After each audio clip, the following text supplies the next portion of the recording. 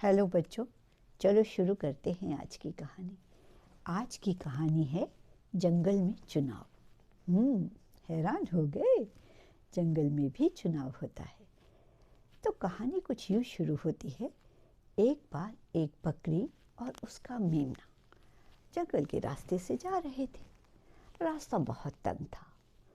तभी देखा सामने से शेर और शेरनी चले आ रहे हैं। बेचारी बकरी की तो जैसे जान ही निकल गई। उसने झट से मेमने को अपनी छाती से लगा लिया। तभी शेर करीब आ गया और बोला, मैया बकरी नमस्ते। और शेरनी ने तो उसके चरण स्पर्श कर लिए। दोनों ने माथे पर तिलक लगा रखे थे। लगता था जैसे किसी मंदिर से चले आ रहे हैं। बकरी को ये देखकर थोड़ी हैरानी हुई। तभी मेमना झटक कर बोला, शेर अंकल, क्या कच्चा ही खा जाओगी? तब शेर बोला, नहीं मेरे बच्चे, यहाँ कोई किसी को ना खाएगा। उसने अपना भारी पंजा मेमने के सिर पर फहराया और बोला, तेरे अंकल आंटी तो अब शाकाहारी हो गए हैं। मैया बकरी, मेरा सपना है कि जंगल में राम राज वापस आए। यह कहकर शेर कर गया प्रस्थान। पर बकरी बड़ी हैरान।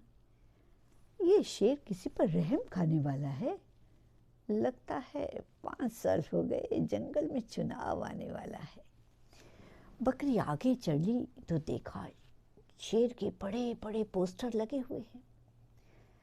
बकरी के दिल में उत्सुकता हुई, आखिर शेर के खिलाफ कौन चुनाव लड़ रहा है, यह जानने के लिए वह जंगल की ओर मुड़ ली। तभी देखा तालाब के किनारे मगरमच्छ एक बड़ा सा टिफिन लिए बैठा है। बकरी बोली, मगरमच्छ भैया, इतना खाना किसके लिए लेकर आए हो? मगरमच्छ बोला, अरे बकरी दीदी, ये तो तुम्हारी भाभी ने खास अपने बंदर देवर के लिए भिजवाया है। बकरी दिल ही दिल में सोचने लगी, बड़ी दयावान हो गई है तुम्हारी माता। उसका इरादा तो सदा बंदर की कलेजी खाने में रहता था। तभी बंदर फुदक कर बकरी के बगल में आकर बैठ गया और बोला, बकरी दीदी, जनाब शेर के खिलाफ चुनाव में उतरे हैं और जानते हैं हमारे वोट बैंक के बिना इनका जीतना मुश्किल है। तभी तो रोज नए नए पकवान खिलाए जा रहे हैं। बकरी व्यंग भरी हंसी हंसी और आगे चल दी। तभी देखा चूहों की फौज बिलों से निकलकर एक तरफ को दौड़ी जा रही है। बकरी ने कहा, ये कहाँ दौड़े जा रहे हैं? आगे देखा तो मंच पर सफ़ेद साड़ी पहने बिल्ली बैठी है। सुना है इस क्षेत्र से शेर ने अपनी बिल्ली मौसी को टिकट दिया है। सभा शुरू हुई तो बिल्ली ने अपना भाषण शुरू किया। मेरे प्यारे चूहे बहन भाइयों, बहुत सह लिया तुमने अत्याचार। क्या तुम्हें हवा पानी रोशनी का हक नहीं?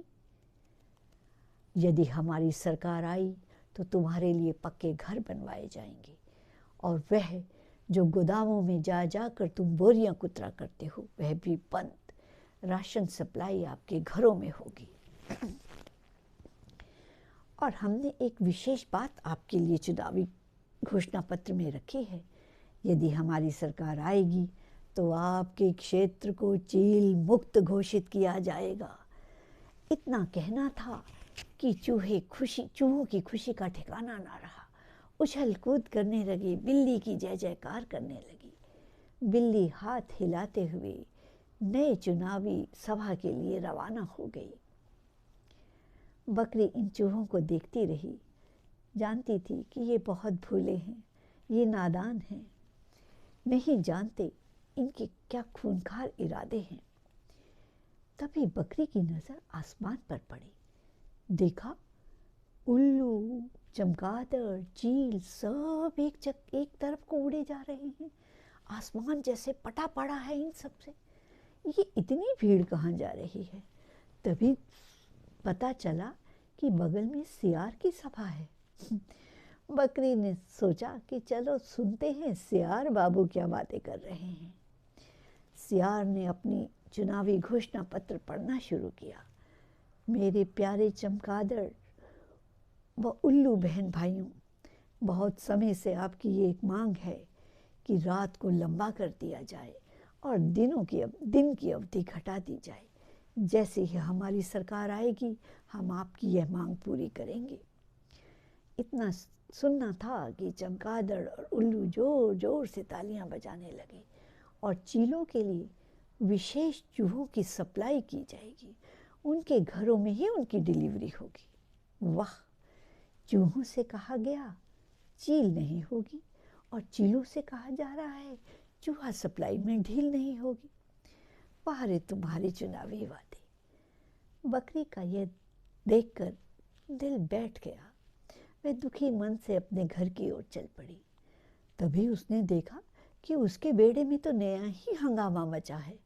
गाय, भैंस, बकरी, भेड़, हिरन सब खुशी से नाच रहे हैं। तभी गाय ने आकर उससे कहा, बकरी बिटिया, सुना तुमने? शेर ने कहा है यदि वह उनकी सरकार बनी तो वह दिन बहुत बड़े कर देंगे और रातें बहुत छोटी, और सभी जानवर शाकाहारी हो जाएंगे। कोई किसी का शिकार ना करेगा। राम राज आएगा। बकरी बोली, अच्छा। तभी खरगोश हाँफता हुआ वहां आया और बोला, मैंने शेर और शेरनी की गुफ्तगू झाड़ी में छुपकर सुनी है। शेरनी कह रही थी, बहुत खा लिया मैंने ये घास फूस, मैं ना खा पाऊंगी, मुझे तो एक हिरन का शिकार चाहिए। तब शेर बोला, नहीं मेरी स्वीट हार्ट, ये गलती ना कर बैठना। जैसे ही अपनी सरकार आएगी तुम जिसका मर्जी शिकार करना, तुम्हें कौन रोकेगा। इतना सुनना था कि पूरी सभा में सन्नाटा फैल गया। सब दुखी हो गए। तब बकरी उठी और बोली, जब तक हम बिखरे रहेंगे, हम कमज़ोर रहेंगे, ये लोग हमारा शोषण करते रहेंगे। हमें एकजुट होना चाहिए, अपनी पार्टी स्वयं बनानी चाहिए। सब ने बकरी की हाँ में हाँ मिलाई और पार्टी की घोषणा की, जिसकी लीडर बकरी स्वयं बनी। इस पार्टी का चुनावी घोषणा पत्र में जो वादे हैं वे सिर्फ वादे नहीं, उनको पूरा करने के इरादे भी हैं। जब शेर ने सुना कि बकरी ने अपनी पार्टी बना ली है तो उसकी रातों की नींद उड़ गई। जानता था यदि बकरी चुनाव में उतरी तो उसकी जीत निश्चित है। और जंगल का एग्जिट पोल भी यही बता रहा है कि आने वाली सरकार बकरी की ही बनने वाली है। अब आएगी जंगल में क्रांति। बच्चों, हम भी हर चुनाव में इसी तरीके से झूठे वादों का शिकार होते हैं। यदि हम भी सच्चे मायने में क्रांति चाहते हैं तो हमें धर्म, भाषा, समाज, जाति और प्रांतों में नहीं बंटना है, एकजुट होना है। तभी हमें सच्चे मायने में प्रजातंत्र मिलेगा, सच्ची सरकार मिलेगी।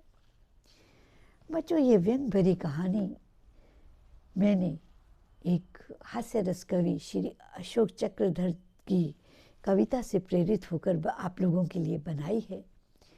मैं उम्मीद करती हूँ आपको ये कहानी अच्छी लगी होगी। इसे आप अपने दोस्तों में शेयर करें, लाइक करें। कमेंट सेशन में ज़रूर कमेंट लिखना। यदि कहानी अच्छी लगी हो तो लाइक लिखना। और नए साल में मैं तुम्हें नई नई कहानियाँ सुनाती रहूँगी।